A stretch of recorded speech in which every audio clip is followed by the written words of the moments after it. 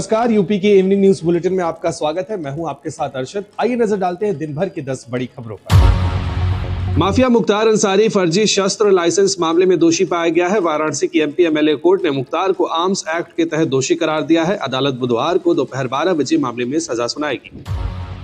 महोबा में खनन के लिए पहाड़ में ब्लास्ट करने के दौरान 3 लोगों की मौत हो गई, जबकि मलबे में फंसे 7 मजदूरों को पुलिस प्रशासन की टीम ने कड़ी मशक्कत के बाद बाहर निकाला।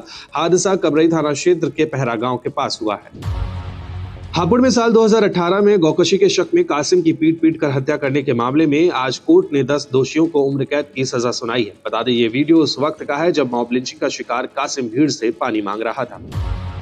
यूपी को आज 4 वंदे भारत ट्रेन मिली है। इसमें 3 नई है, जबकि चौथी का एक्सटेंशन किया गया है। पीएम मोदी ने इसे गुजरात के अहमदाबाद से वर्चुअली हरी झंडी दिखाई। लखनऊ से पटना और लखनऊ से देहरादून रूट पर नई ट्रेन चलेंगी।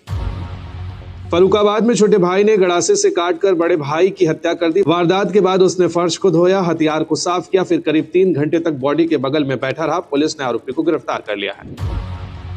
अपना दल की घाटमपुर विधानसभा से विधायक सरोज कुरेल का दिशा की बैठक में दर्द छलक उठा। उन्होंने मीटिंग में कहा कि ऐसी बड़ी बैठकों का क्या मतलब जब बोलने ही नहीं दिया जाता है। इसकी शिकायत उन्होंने डीएम राकेश कुमार सिंह से भी की। फर्रुखाबाद के नवाबगंज में सुहेलदेव पार्टी के कायमगंज विधानसभा क्षेत्र के अध्यक्ष से थाने में अभद्रता की गई। एसओ ने होमगार्ड को बुलाकर डांट लगाई और नेताओं को समझाया। बताया जा रहा है कि विधानसभा क्षेत्र के अध्यक्ष का पीला गमछा उतरवा लिया गया था। फतेहपुर में बहन की शादी के दिन 2 भाइयों की मौत हो गई। रात को बारात आने के बाद दोनों भाई जनरेटर का डीजल लेने गए थे। डीजल लेकर लौटते समय उनकी बाइक कुत्ते को बचाने में बिजली के पोल से टकरा गई। दोनों को जिला अस्पताल ले जाया गया, जहां डॉक्टरों ने मृत घोषित कर दिया। अमरोहा में एक पिटबुल ने मासूम पर हमला कर उसे घायल कर दिया। जब पिटबुल ने मासूम पर अटैक किया तब कुत्ते का मालिक उसे घुमा रहा था। मासूम के सिर पर जख्म हुए हैं, जिसके चलते मासूम को सरकारी अस्पताल में भर्ती कराया गया है। नागरिकता संशोधन कानून लागू होने के बाद यूपी के डीजीपी प्रशांत कुमार ने कहा कि प्रदेश में कहीं से भी किसी अप्रिय घटना की खबर नहीं है। हालात पूरी तरह सामान्य है। यूपी में 279 पैरा कंपनियां तैनात। हरियाणा में सीएम मनोहर लाल खट्टर के इस्तीफे और बीजेपी जेजेपी का गठबंधन टूटने के बाद बीजेपी के प्रदेश अध्यक्ष नायब सिंह सैनी नए मुख्यमंत्री बनेंगे। राज्य के नायब सिंह शाम 5 बजे मुख्यमंत्री पद की शपथ लेंगे। नायब सिंह सैनी ने राज्यपाल बंडारू दत्तात्रेय से मिलकर सरकार बनाने का दावा पेश किया है। उन्होंने सोशल मीडिया पोस्ट में सर्वसम्मति से बीजेपी विधायक दल का नेता चुने जाने पर प्रधानमंत्री नरेंद्र मोदी, गृह मंत्री अमित शाह, राष्ट्रीय अध्यक्ष जेपी नड्डा, बीजेपी हरियाणा के प्रदेश प्रभारी बिप्लब देव और पूर्व मुख्यमंत्री मनोहर लाल खट्टर का आभार जताया है। राजस्थान के पोखरण में चल रहे भारत शक्ति युद्धाभ्यास में शामिल तेजस फाइटर जेट क्रैश हो गया। तेजस के क्रैश होने की ये पहली घटना सामने आई है। ये क्रैश जैसलमेर शहर से 2 किलोमीटर दूर जवाहर नगर स्थित भील समाज के हॉस्टल के पास हुआ। इससे ज्यादा नुकसान होने की खबर नहीं है। प्रधानमंत्री नरेंद्र मोदी ने अहमदाबाद में 85,000 करोड़ रुपए के रेल प्रोजेक्ट्स का इनॉग्रेशन किया। उन्होंने देश भर के अलग अलग राज्यों से चलने वाली 10 वंदे भारत एक्सप्रेस ट्रेनों को भी हरी झंडी दिखाकर रवाना किया। इसके बाद उन्होंने साबरमती आश्रम में कोचरब आश्रम का उद्घाटन किया और गांधी आश्रम स्मारक के मास्टर प्लान का शुभारंभ किया। लैंड फॉर जॉब मामले में बिहार के पूर्व मुख्यमंत्री लालू यादव के करीबी बिजनेसमैन अमित कात्याल के खिलाफ ईडी ने एक्शन लिया है।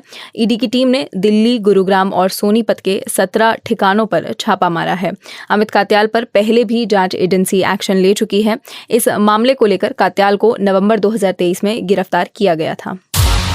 सिटीजनशिप अमेंडमेंट एक्ट यानी सीएए के तहत भारतीय नागरिकता के लिए गृह मंत्रालय ने वेब पोर्टल लॉन्च किया है। पाकिस्तान, अफगानिस्तान और बांग्लादेश से भारत आए गैर मुस्लिम शरणार्थियों से नागरिकता के लिए आवेदन मांगे गए हैं।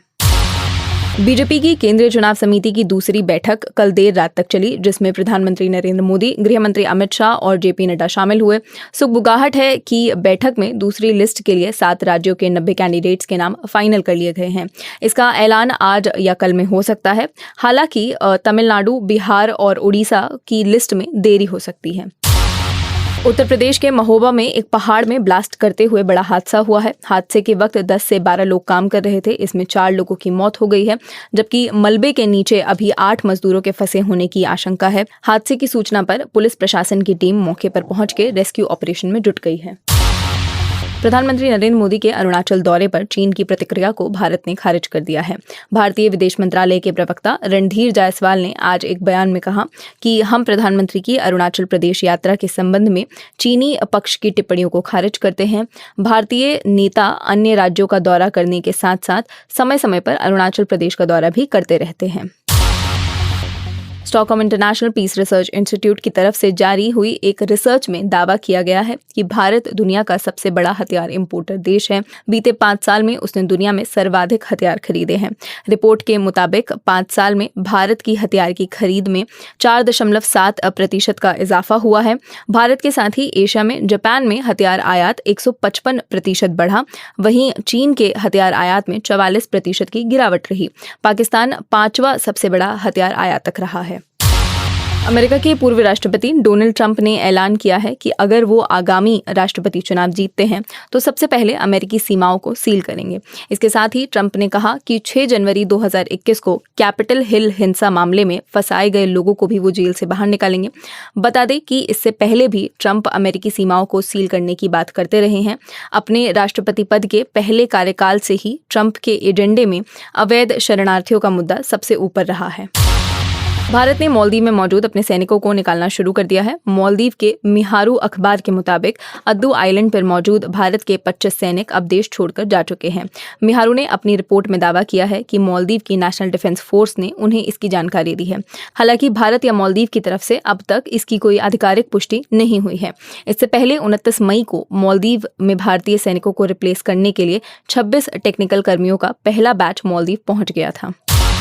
आईपीएल से पहले दिल्ली कैपिटल्स के ऋषभ पंत ने बीसीसीआई का फिटनेस टेस्ट पास कर लिया है। इसके अलावा बीसीसीआई ने बताया कि गुजरात टाइटंस के तेज गेंदबाज मोहम्मद शमी और राजस्थान रॉयल्स के तेज गेंदबाज कृष्णा टूर्नामेंट से बाहर हो गए हैं। दूसरी ओर मुंबई इंडियंस के सूर्य कुमार यादव आईपीएल के शुरुआती 2 मैच नहीं खेल सकेंगे। वो अब तक सर्जरी कराने के बाद रिकवर नहीं हो सके हैं।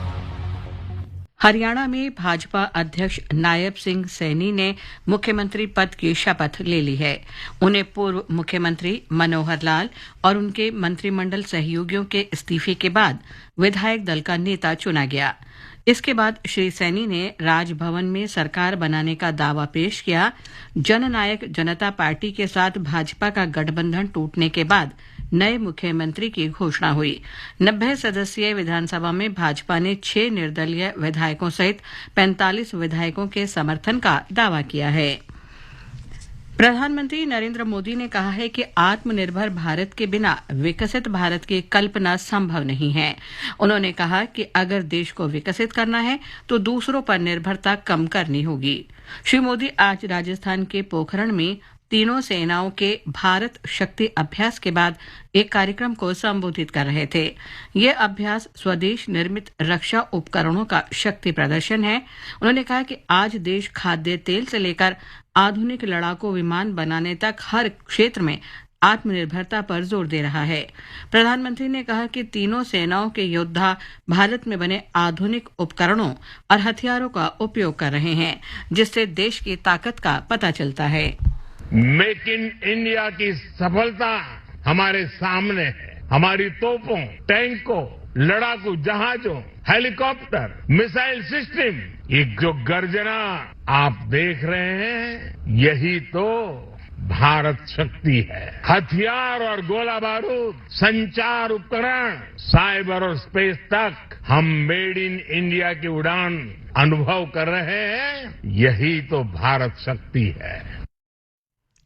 श्री मोदी ने कहा कि पिछले 10 वर्ष में केंद्र सरकार ने देश को रक्षा क्षेत्र में आत्मनिर्भर बनाने के लिए कई बड़े कदम उठाए हैं। उत्तर प्रदेश और तमिलनाडु में रक्षा गलियारे विकसित किए जा रहे हैं। इनमें अब तक 7,000 करोड़ रुपए का निवेश हो चुका है और हेलीकॉप्टर बनाने वाली एशिया की सबसे बड़ी कंपनी भारत में काम शुरू कर चुकी है। पिछले 10 वर्ष में स्वदेशी कंपनियों से करीब 6 लाख करोड़ रुपए के रक्षा उपकरण खरीदे गए हैं। इससे पहले प्रधानमंत्री ने गुजरात के अहमदाबाद में 85,000 करोड़ रुपए से अधिक की परियोजनाओं का लोकार्पण और शिलान्यास किया। श्री मोदी ने 10 नई वंदे भारत रेलगाड़ियों को भी रवाना किया। प्रधानमंत्री ने कहा कि भारतीय रेलवे का विकास एनडीए सरकार की प्रमुख प्राथमिकताओं में शामिल है। श्री मोदी ने पुनर्विकसित कोचराब आश्रम का भी उद्घाटन किया। उन्होंने गांधी आश्रम स्मारक में मास्टर प्लान की भी शुरुआत की। गृह मंत्री और भाजपा के वरिष्ठ नेता अमित शाह ने कहा है कि नागरिकता संशोधन अधिनियम CAA पाकिस्तान, अफगानिस्तान और बांग्लादेश से आए शरणार्थियों को नागरिकता प्रदान करेगा और इससे किसी की नागरिकता नहीं छीनी जाएगी। श्री शाह ने हैदराबाद में पार्टी के सोशल मीडिया स्वयंसेवकों और पार्टी की बूथ स्तर की समितियों के अध्यक्षों से ये बात कही। श्री शाह ने आरोप लगाया कि कांग्रेस पार्टी ने तुष्टीकरण और वोट बैंक की राजनीति के कारण हमेशा CAA का विरोध किया है। सड़क परिवहन और राजमार्ग मंत्री नितिन गडकरी ने अरुणाचल प्रदेश में राष्ट्रीय राजमार्ग के निर्माण के लिए 6,621 करोड़ रुपए से अधिक की राशि की स्वीकृति दी है। इसके अंतर्गत राज्य में 265 किलोमीटर से अधिक लंबी सड़कों का निर्माण किया जाएगा। श्री गडकरी ने कहा कि राजमार्ग के विकास से सीमावर्ती इलाकों से संपर्क बढ़ेगा और क्षेत्र में सामाजिक आर्थिक वृद्धि होगी। अरुणाचल प्रदेश में सीमावर्ती राजमार्ग के निर्माण से पलायन की गतिविधियां कम हो सकेंगी। राष्ट्रपति द्रौपदी मुर्मू आज मॉरिशस के राष्ट्रीय दिवस समारोह में मुख्य अतिथि के रूप में शामिल हुई। ये कार्यक्रम मॉरिशस के चैम्प डी मार्स में आयोजित किया गया। नौसेना के हेलीकॉप्टर ने भी फ्लाई पास्ट में भाग लिया और भारतीय नौसेना के दस्ते ने अपने मॉरिशस समकक्षों के साथ मार्च पास्ट में हिस्सा लिया। PV Sindhu all England badminton championship के महिला सिंगल्स के दूसरे दौर में पहुंच गई हैं। जर्मनी की योविनी ली के पहले दौर के मुकाबले में बीच से हटने पर सिंधु ने अगले दौर में जगह बनाई। इसके साथ ही ये समाचार बुलेटिन समाप्त हुआ।